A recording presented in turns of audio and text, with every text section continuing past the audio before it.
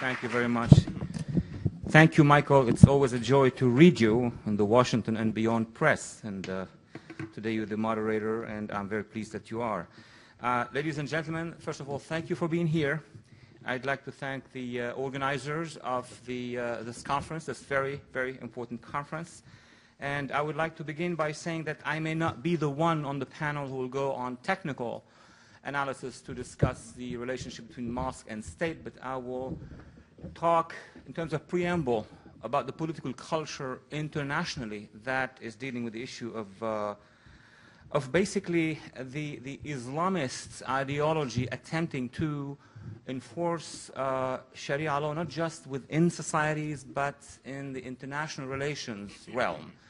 And that is a new area of interest whereby if you are followers of the ideologues and the radical clerics and the intellectuals, voices of the Salafist movement, even also the Khomeinist movement, if you are avid watchers of Al Jazeera, Al Manar, and the rest, you will see that there is a trend among those currents to raise the issue of implementation of an international presence, not just of Sharia law, but of the sanctity of what they perceive and call as an international Islamic presence that has to be accepted by international law. So the battle is not just within every single society around the world, but also within the international society, the last call of which was when one of the most prominent speakers on Al Jazeera, Sheikh Dr.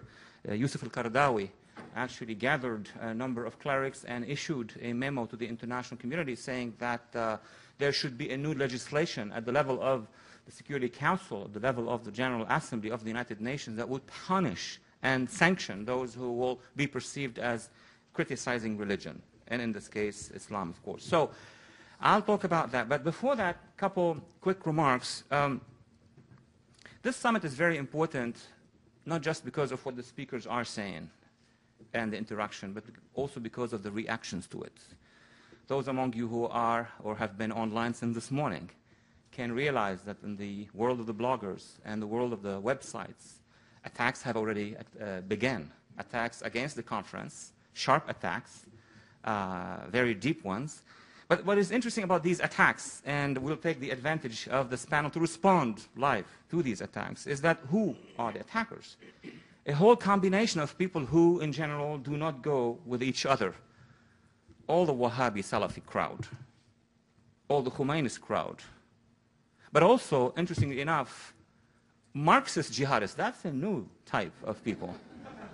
Marxists who lost, their ideology, and now they become, secular jihadists. So we have a counterpart elsewhere. Their arguments are very interesting. They're saying that this conference, or the participants, do not represent the Muslim world, as if they do. That is very amazing. That the speakers and the individuals here are trying to disseminate ideas. Of course, what are we trying to do? That the speakers are not credible. Obviously, their ideologies are considered more credible, and that the speakers and the individuals in this conference are trying to get to funding. That's why they're here. Yes, we are trying to get to funding to spread those ideas because we don't want the Wahhabi funding. We don't want the Khomeinist funding. So let that be acknowledged. In my sense, this summit and those that are going to be following it in the future, and that would be the mark of success. If this is the last meeting, then it will be a failure. It should be the first of many, many other meetings, much bigger year after year, better funded, strengthened, and recognized by the international community.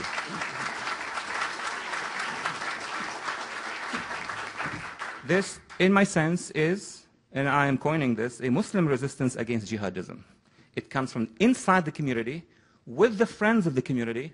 Not everybody here is Muslim, but the non-Muslims present here wants to back and support a new Muslim war of ideas, revolution, intellectual revolution that will create pluralism inside the Muslim world. Nobody wants to eliminate anybody else, just to create pluralism, coexistence among Muslims so that the Muslim community worldwide would be able to get to a credible coexistence with the rest of other cultures, civilizations, religions, and nations. In my short remarks, I hope, quickly, I'd like to talk about the battlefield in the international relations. And I would like to make a distinction here between two types of debates. I will distance myself from the pure theological debate. because I know many other experts are here, we're here, and will be here tomorrow, and will tackle this issue of, for example, the possibility of reforming the Quran, the possibility of interpreting the Quran. Those who among us have said, well, we have departed ourselves from faith, but we are still sociologically part of faith, sociological Muslims, as was the case with Christians and with Jews and with Hindus and others. So what we have here is a collectivity of various responses to the Islamists and the jihadists. All these responses are not really linked to each other, may not be parallel to each other or equivalent to each other, but they come and they converge on one point. We need this pluralism. We need that within the Muslim world there will be this mutual recognition, and that the Muslim world, the Muslim society, can fit itself and insert itself in the present stage of international relations, a matter that jihadists, Salafists and Khomeinists do not want to see happening, are rejecting. Probably the Salafists more than the Khomeinists, but both are basically saying this is not the international set of laws that we are going to be going under, in as much as other communities around the world are doing the same. If we analyze the speeches of Osama bin Laden, Ayman Zawahiri, all the way down to the local emirs around the world, or the imamate side, the other side of the Caliphate in Iran, shyly so, you will see that there is a rejection of international law. International law is kafir, not just the infidels are kafir. And that is a product, basically, of a society which has not been sanctioned and authorized in this endeavor to create laws that will be ahead and above the laws that those specific fundamentalists, Salafists and Khomeinis, wants to establish. So we are in deep trouble internationally because the fundamentalists, let me call them the jihadists, as I do in my books, are on a project of establishing two planets on one, physical planet. One is the space where they believe the Sharia law, seen by them as restrictive as possible, is established, and then the rest of the world, what many among us call Dar el Harb, Dar el Islam. In fact, it's Dar el Jihad and the rest, including Muslims, including Shia and Sunni, who do not go by the Wahhabi and Salafists. And we heard from previous panels very clearly that the biggest battle, even the physical battle, the first one, is within the Muslim world. And unfortunately, the West has done a very bad job over the past, I'd say, 16 years at least, because I would say at the end of the Cold War, much attention of the international community of the West, the wealthy West, should have been on the rise of the jihadist movement. We dodge every single attempt by the jihadists to come and tell us, we're here, we're threatening you, we are taking over these societies. All of that has been dodged by the West, by its governments, by its spokespersons, by its most lethal weapon against education, that is the educators, i.e. the academic community in the West, specifically in America, has been the most obstructive element and phenomenon in front of Western and democratic, in general, understanding of who the jihadists are and what do they want. It all started in the classroom of America and the rest of the world. So my remarks are going to be about 5 concepts that needs to be addressed, other than the rest, the bulk of points in theology. For example, issue of women, family status, faith, and other matters related to it. That is a long-term evolution within the Muslim world, which secular summits like this one, independent thinkers like the ones who have been speaking and will speak tomorrow, will have to deal with. And we are really, really early in the process. This is only the beginning of a very long journey where Muslim reformers, Muslim intellectuals, they want to call themselves whatever they want to call themselves, with the help of their supporters, are going to undertake this issue of reform. But what I'm talking about is something else, something more urgent, pressing. It has to do with national security, international security. It has to do with human rights, with a direct impact on the lives, both individual and collective, of societies around the world. It has to do with 5 concepts that have an impact on reality. Now, these concepts, linked to religious and faith discussion, yes, will have to be addressed intellectually, maybe. But for the time being, there is a pressing need for the international community made of Muslims and non-Muslims to address them and send a strong message that those concepts are unfit with international law as we know it. And probably the most important voices that could begin that criticism, begin that definition or redefinition of these concepts, are Muslim voices which are rejecting the interpretations by the Salafists and the Khomeinists. Let me start with framing where I'm going to come from. International relations as we know them, and this is not a lecture on international relations, are based on the concepts of necessity of peace, pluralism, self-determination, democracy, freedom, human rights, and the rest. Now, the Islamist ideology, or the Islamist agenda, on the other hand, on its own planet, is rejecting all of that, if not sanctioned by, or if not in the route to, or to be applied by at the service of the concepts of establishing the Caliphate, or re-establishing the Caliphate, or establishing the imamate, one or the other. And therefore, the jihadist paradigm since the 20s for the Salafists, and since the late 70s for the Khomeinists, is basically to go against those values. Let me start with the first one, very popular, known, and obviously creates most of the problems, is the issue of jihad. The issue of jihad with regard to the Islamist agenda is a matter of to be authorized or not. It's not a question of the concept is right or not to be accepted by international community. It's who authorizes it. So they do not even discuss the issue of is jihadism as an act of war, of peace, of management of society, of punishment. Is that act fit with international? Meaning, can we come and say, if you are a foreign minister of an Islamist regime or an organization, that jihadism is the equivalent, let's say, of self-defense, as it's been argued on our campuses and around the world? Well, it may be or not, but not in international relations. Because if we open that door of every concept that we bring from faith or religion of any other group and say, well, in my understanding, it is legitimate defense, what we're doing is that we're destroying international legal order, because then some Christians will come and say, well, crusadism is a form of legitimate defense. And Hindus would say, well, we have something that is close to. Well, that is related to faith. When it comes to the center stage, to the battlefield of reality, then those concepts cannot be linked to international relations. It is illegal. It's illegitimate, based on the principles of the League of Nations, on the United Nations, and on the international secular covenant by international society to have jihad authorized. Now, one can dream of jihad as a spiritual yoga, if that is the case, as many of our intellectuals are preaching to our classrooms. Jihad is a form of intellectual yoga, spiritual yoga. Yes, Muhammad Atta and Ziyad al-Jarrah slammed the buildings, and they were jihadist yogis. They could do that if they want to. That is not the case when it comes to international law. And then now there's a new concept that is traveling across the US and the West, saying, well, you have the good jihad and the bad jihad. We don't buy that. I mean, especially those who understand what it is, its theology and its ideology, which is more important than the theology. It is not that, well, Al-Qaeda are bad jihadists and there is a true jihadism. I'm interested in this. What is that true jihadism? Let's say Al-Qaeda is an offshoot. These are rebels. They have engaged in war against the infidels prematurely or outside the norms of war, of laws of war. So what are the other jihadists? Who are the other jihadists?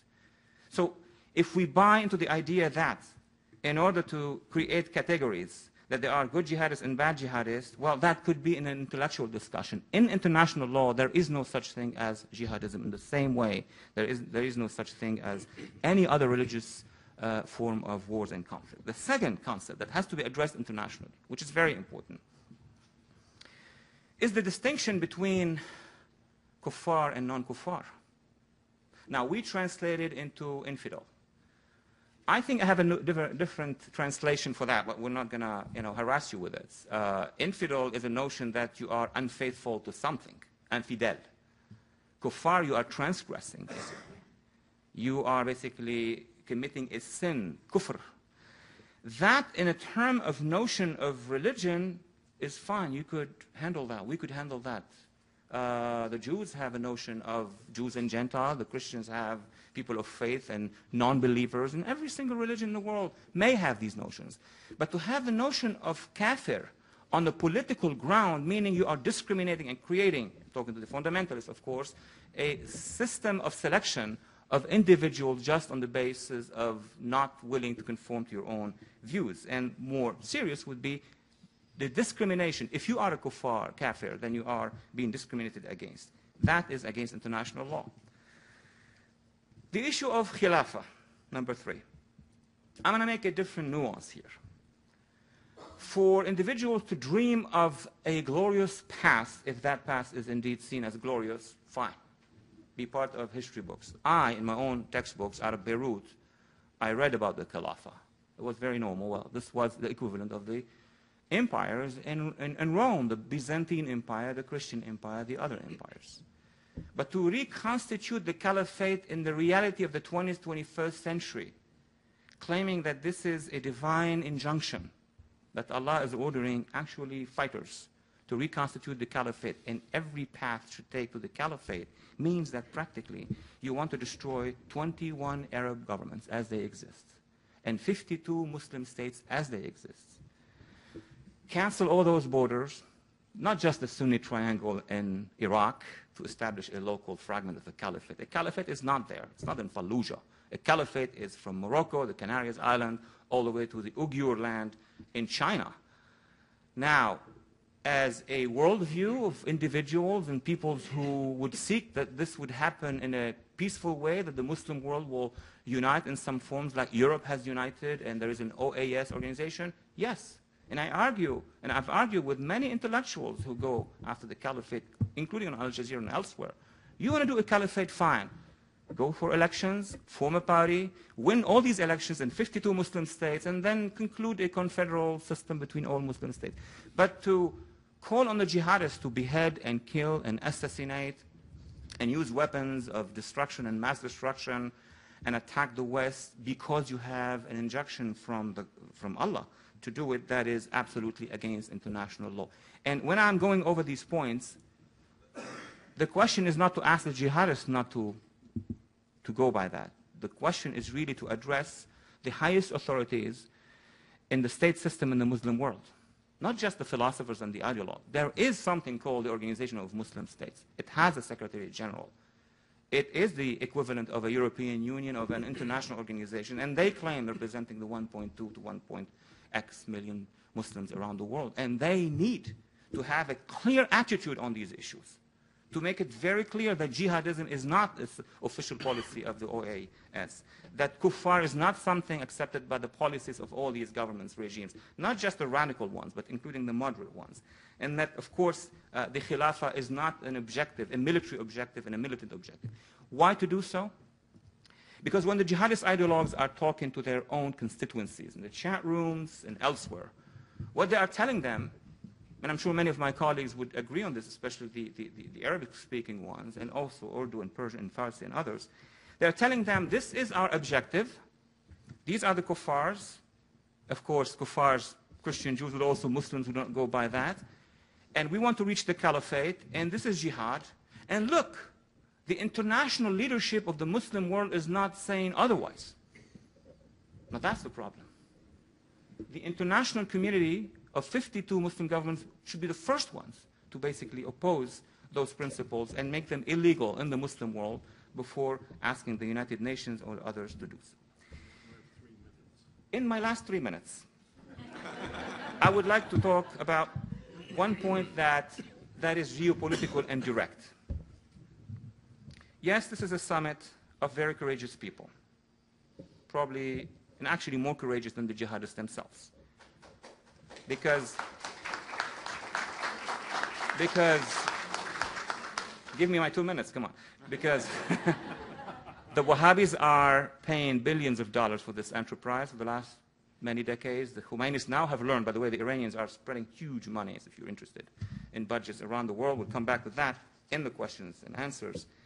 But the West have been abandoning the courageous Muslim reformers. The Muslim resistance against jihadism and extremism has been abandoned by the West. I'm not talking about now. I'm talking about decades. I mean, the Algerians have lost 140,000 Muslim Sunni at the hands of an equivalent to Al-Qaeda. What did the advisors of our government, because in the previous panel somebody said, oh, the State Department is not here. Why would the State Department be here? Because if they were, I'm going to be very open about it. Because those who deal with the war of ideas at the State Department have advisors who on campuses have said that the reformers among the Muslims are just not representative of the Muslim world, and those who represent the real future of the Muslim world are the jihadists. If the advisors at Georgetown University, at Harvard University, Stanford University are the ones who are advising the United States government, don't expect the State Department to be here. So in my last minute, I'd say the importance of the summit is that it's going to witness, and that the American public, citizens, are going to see. In the same way they saw the bad guys slamming the buildings and beheading people, the public of America and of democracies around the world are going to hear these voices. And that will be the beginning of a process that will put pressure on democracies, on governments, to support, yes, an official policy of supporting the Muslim dissidents in the same way we supported the bringing down of the South African apartheid, supporting East Europeans, even democracy in Latin America. We spoke on human rights with China. It's time to talk to the peoples of the Muslim world, not the regimes who are oppressing them. Thank you very much.